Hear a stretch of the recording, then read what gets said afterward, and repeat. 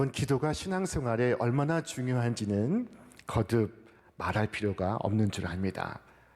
우린 기도를 통하여 하나님과 접촉하고 하나님과 교통합니다. 기도를 통해 하나님을 앙망합니다.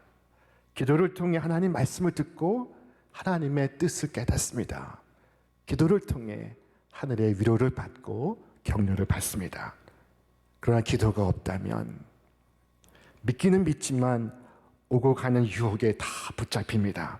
믿기는 믿지만 항상 근심과 염려 속에 살아가고, 믿기는 믿지만 시기와 질투를 버리지 못하고, 믿기는 믿지만 사랑할 수도 섬길 수도 시험을 물리칠 수도 시험에 이길 수도 없습니다. 여러분, 이 신앙생활을 하면서 기도를 한번 잘 해보고 싶다 하는 열망을 가져본 적이 없으십니까? 자, 기도를 잘하기 위해서는 잘 배워야 합니다. 좋은 선생님에게 배우면 기도를 더 잘할 수 있습니다. 자, 하루는 예수님의 제자 중 하나가 예수님께 나와 묻습니다. 선생님, 요한은 자기 제자들에게 기도를 가르쳤다고 하는데 선생님도 우리에게 기도를 가르쳐 주옵소서. 자, 그때 예수님께서 가르쳐 주신 기도가 저 유명한 주기도문입니다. 자, 기도의 시작은 하나님을 부르는 것에서 시작이 됩니다. 누가복음의 기도는 간략합니다. 하늘에 계신 우리 아버지여가 아닙니다. 아버지여입니다. 만군의 주이시며 상천하지의 유일하신 하나님 아버지시여가 아닙니다. 아버지입니다. 여러분, 기도가 무엇입니까? 기도는 아버지를 만나는 시간입니다. 하나님을 아버지로 만나는 사건입니다. 하나님을 아빠라 부르면 우리의 기도가 변하기 시작합니다. 쉬워집니다. 복잡하지 않습니다. 거창하지 않습니다. 하나님을 아버지라 부르는 것이 이 기도 전체에서 가장 중요한 대목입니다. 아버지라고 부르는 이 속에는 하나님과 나 사이에 흔들리지 않는 언약이 담겨 있습니다. 하나님을 아버지라 부름으로 우리는 우리를 위해 예비하시고 보호하시고 지키시고 인도하시는 하나님을 기억합니다. 아빠 하고 부르는 그 속에 우리의 감사가 있고 우리의 찬미가 있습니다. 아버지라고 부르는 그 속에 우리의 믿음이 있고 우리의 순종이 있습니다. 하나님은 아버지라 부르는 그 속에 아버지, 당신을 존경합니다 하는 뜻이 담겨 있고, 아버지 하나님으로 충분합니다, 아빠 하나님으로 족합니다 하는 우리의 고백이 담겨 있습니다. 여러분, 급할 때는 그저 아버지 하고 부르시기를 바랍니다. 아버지 하고 부를 때마다 어떠한 환난과 풍파 속에서도 우리를 사랑하시고 지키시고 그리고 우리를 보호하시는 하늘에 놀라운 아빠가 계시다는 사실을 여러분 꼭 기억하시기를 바랍니다. 자, 그 다음 무엇을 구하십니까? 내가 원하는 것, 내가 바라는 것을 구하십니까? 아이들 동화 속에는 요술 램프가 등장합니다. 자, 이 요술 램프를 손으로 문지르면 연기와 함께 큰 거인이 등장해 내 소원을 이루어 줍니다. 이 거인이 지닌 매력이 두 가지입니다. 하나는 그가 무엇이든 할 수 있다는 것이요, 또 하나는 그를 내 마음대로 부릴 수가 있다는 것입니다. 여러분, 어떻습니까? 그런 신이 있다면 얼마나 좋을까요? 여러분, 정말 좋겠습니까? 그러나 그런 하나님은 참 하나님이 아니십니다. 자, 세상에는 믿지 않는 사람들도 기도합니다. 이교도도 기도합니다. 불교를 믿는 사람도 기도합니다.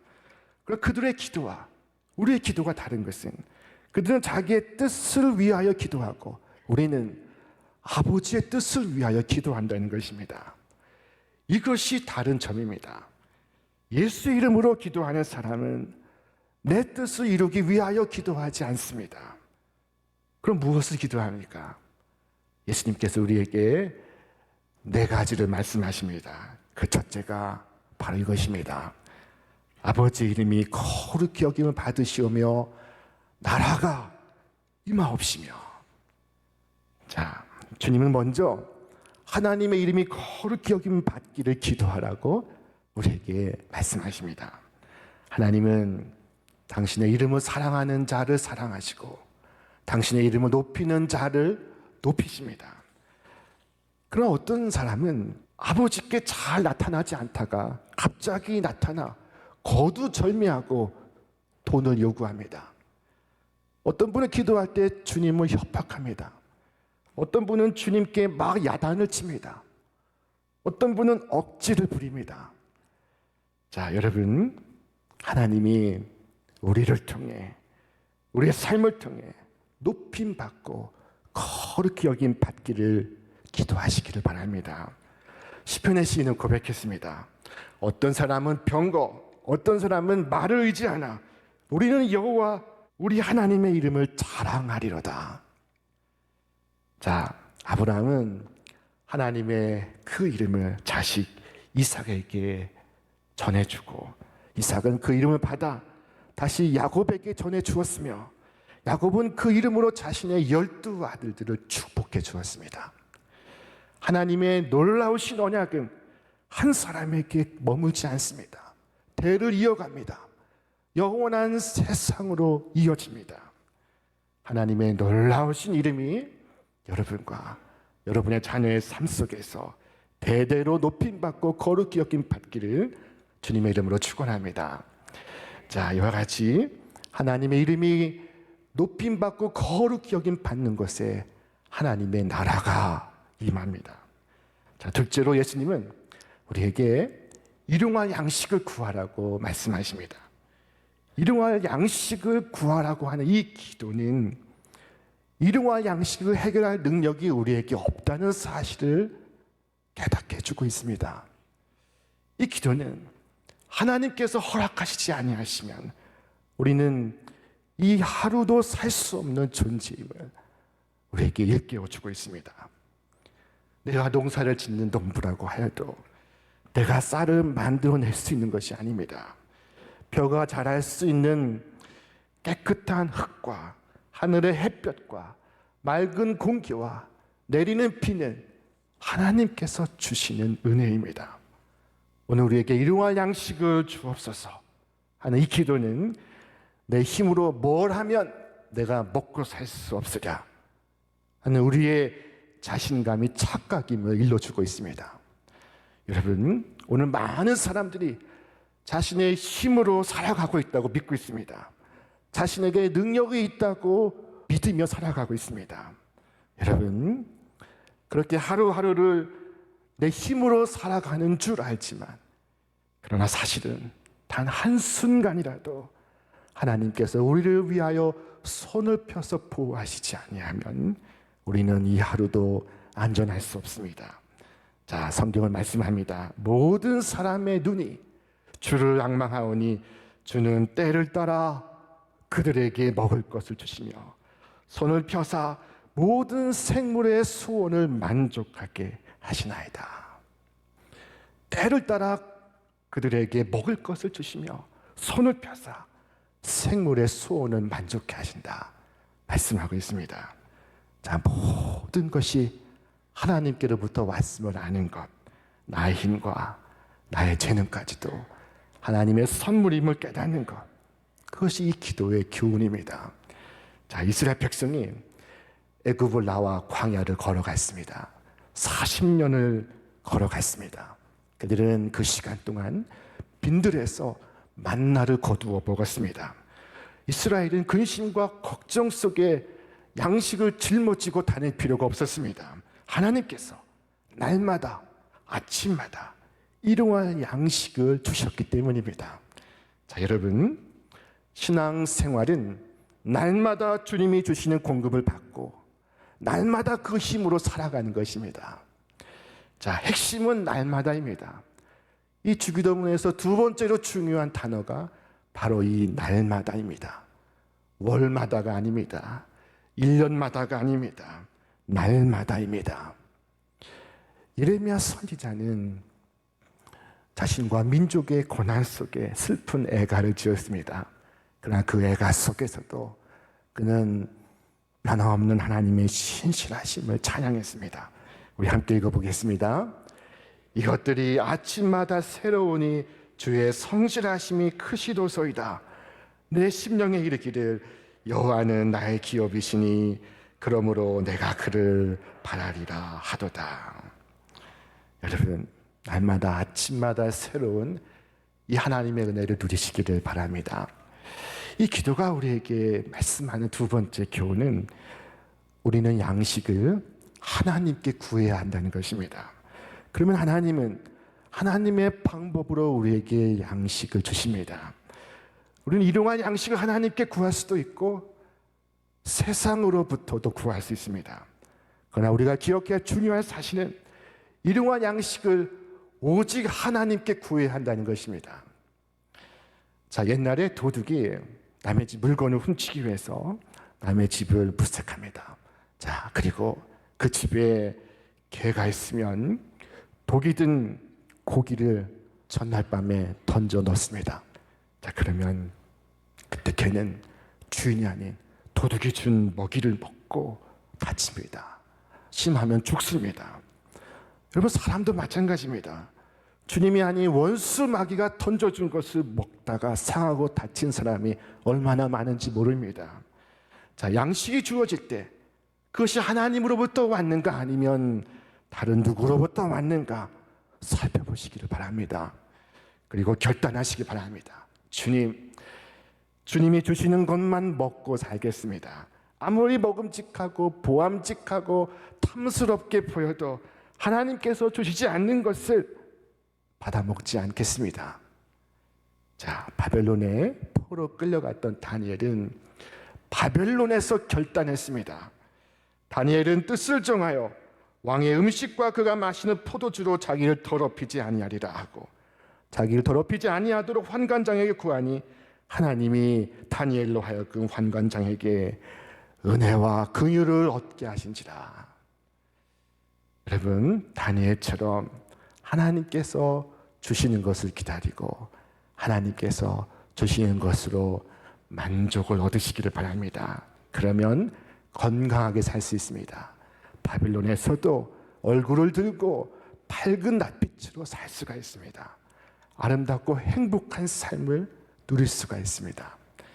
이 기도의 마지막 교훈은 이 양식이 나뿐만 아니라 우리를 위한 양식이라는 것입니다. 주님은 일용할 양식을 위하여 기도하라 하실 때 나에게 라고 말씀하시지 아니하고 우리에게 라고 말씀하셨습니다. 하나님은 나만의 하나님이 아니십니다. 우리 모두의 하나님이십니다. 제가 한 아이의 아버지가 아니고 두 아이의 아버지이듯이 하나님은 나만의 하나님이 아니시고 70억 인류의 아버지이십니다. 주님은 나만을 위한 양식이 아니라 우리를 위한 양식을 구하라고 말씀하십니다. 그 결과 내가 거두는 양식 속에는 나를 위한 것만 있는 것이 아니요, 거기에는 남의 양식도 포함되어 있습니다. 여러분, 내가 평생을 일용하고도 혹 남는 양식이 있다면 이것은 남을 위한 양식이 아닐까 생각해 보시기를 바랍니다. 자, 셋째로 예수님은 우리에게 죄를 사해 주실 것을 구하라고 하십니다. 사람들 흔히 자신의 죄를 상대적으로 평가합니다. 저기 저 사람과 비교하면서 그 사람에 비하면 나는 괜찮은 사람이야 라고 생각합니다. 여러분, 그런 평가는 하나님 앞에서 옳지 않습니다. 우리는 모두 하나님의 심판과 저주, 정죄와 진노 아래 놓여 있습니다. 자, 사도 바울은 말했습니다. 그러면 어떠하냐? 우리는 나으냐? 결코 아니라 기록된 바 의인은 없나니 하나도 없으며. 하나님 앞에 의인이 없습니다. 거룩하신 하나님을 알아가면 알아갈수록 우리는 우리 자신의 죄가 얼마나 큰지를 깨닫습니다. 시편의 시인은 탄식했습니다. 수많은 재앙이 나를 둘러싸고 나의 죄악이 나를 덮침으로 우러러 볼 수도 없으며 죄가 나의 머리털보다 많으므로 내가 낙심하였나이다. 자, 이 시인은 자신의 지은 죄로 인해 영혼의 고통을 느끼고 있습니다. 그 고통이 너무나 커서 그를 짓누르고 있습니다. 그가 낙심해 있습니다. 여러분, 우리는 우리의 죄를 해결할 능력이 없습니다. 불교나 힌두교는 업보란 말을 쓰고 윤회라는 말을 씁니다. 한번 힌두교의 학자들이 모여서 사람의 의가 회복되는 데 걸리는 시간이 얼마나 되는지 계산해 보았다고 합니다. 그 결과 전생과 금생과 내생에 걸쳐 사람의 모든 불의에 상응하는 벌을 받으려면 모두 680만 번의 윤회를 거쳐야 한다고 결론을 내었습니다. 680번이 아닙니다. 680만 번입니다. 내 속의 죄와 허물을 680만 번을 다시 태어나야 해결할 수가 있다는 것입니다. 부처님도 해결해 줄 수가 없습니다.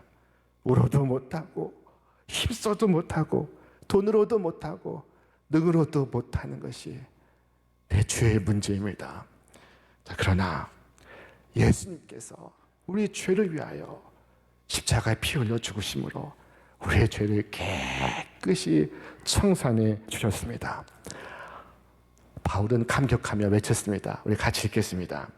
미쁘다 모든 사람이 받을 만한 이 말이여 그리스도 예수께서 죄인을 구원하시려고 세상에 임하셨다 하였도다.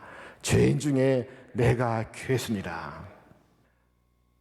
자, 그런데 이 사죄의 기도에 한 가지 조건이 전제되어 있다는 사실을 여러분 기억하시기 바랍니다. 그것은 우리가 먼저 남의 죄를 용서하여야 하나님께서 우리의 죄를 용서하신다는 것입니다.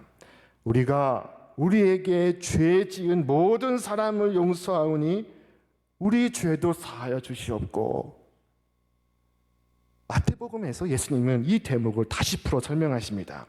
너희가 사람의 잘못을 용서하면 너희 하늘 아버지께서 너희 잘못을 용서하시려니와 너희가 사람의 잘못을 용서하지 아니하면 너희 아버지께서도 너희 잘못을 용서하지 아니하시리라. 여러분, 우리가 왜 용서해야 하는가를 주님께서 우리에게 말씀하시고 있습니다. 그것은 용서하지 않으면 용서받지 못하기 때문입니다. 용서받고도 용서할 줄 모르면 받은 용서가 반납이 되고 철회가 됩니다. 1만 달란트 탕감받은 자가 100데나리온 빚진 자를 용서하지 못하고 붙잡아 감옥에 쳐넣었을 때 왕은 그를 다시 소환합니다. 그가 받은 1만 달란트의 용서가 반납되고 철회되었기 때문입니다. 자, 그러므로 바울은 말합니다. 너희는 서로 인자하게 하며 너희는 서로 불쌍히 여기며 서로 용서하기를 하나님이 그리스도 안에서 너희를 용서하심과 같이 하라. 하나님이 그리스도 안에서 너희를 용서하심과 같이 하라. 여러분, 그 용서를 우리가 참으로 깨닫는다면 형제의 죄를 용서하는 것이 어렵지 않습니다. 마지막 때 하나님께 매달릴 자비와 용서를 생각하면 우리가 베풀 용서는 아무것도 아닙니다. 용서는 가야한 사람에게 베푸는 것 같지만 사실은 나 자신에게 베푸는 축복이요 배려입니다. 우리는 내가 미워하는 그 사람을 가해자라고 생각합니다. 그러나 용서하지 않을 때 바로 내가 나 자신에 대해 무서운 가해자가 되는 것입니다.